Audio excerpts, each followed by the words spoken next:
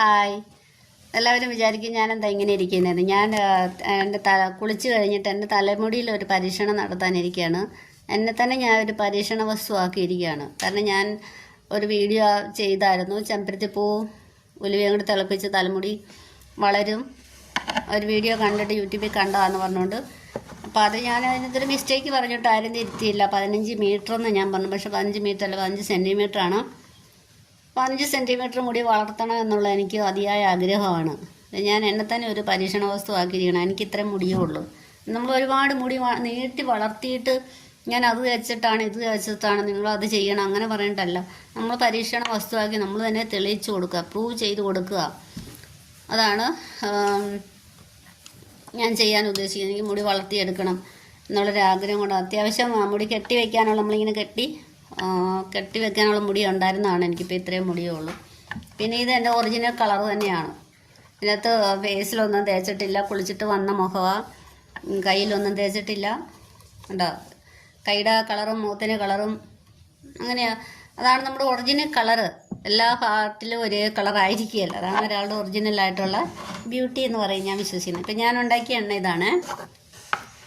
എണ്ണയല്ല, വെള്ളം തിളപ്പിച്ച് ചെമ്പരത്തിപ്പൂവും ഉലുവയും കറിവേപ്പിലയും കൂടി തിളപ്പിച്ച് ഫ്രിഡ്ജിൽ സൂക്ഷിച്ചിട്ട് ഒരു ദിവസം ഞാനൊന്ന് ചെയ്തായിരുന്നു. അപ്പം എനിക്ക് തോന്നി അതൊരു വ്ളോഗ് ചെയ്ത് കാണിക്കാമെന്ന്. അപ്പം ഞാൻ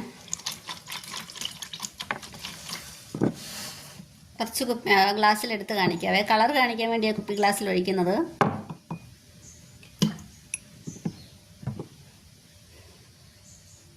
കണ്ടോ, ഗ്രേപ്പ് ജ്യൂസ് ലൂസാക്കിയ ഗ്രേപ്പ് ജ്യൂസിൻ്റെ കളറാണ്. ഇതിങ്ങനെ തലയിൽ കുപ്പി ഗ്ലാസ് ഒഴിച്ച് കഴിഞ്ഞാൽ മൊത്തം താഴെപ്പോവും. ഞാൻ സ്റ്റീൽ ഗ്ലാസ്സിലെടുത്ത് കാണിക്കാം.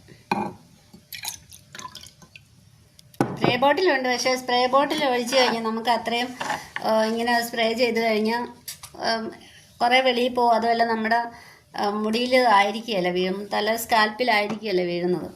ഗ്ലാസ്സിലാകുമ്പോൾ നമുക്ക് കറക്റ്റായിട്ട്.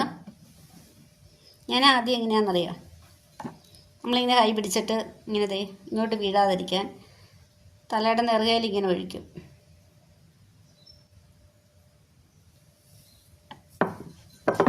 അപ്പം അത് താഴെ പോയനെ.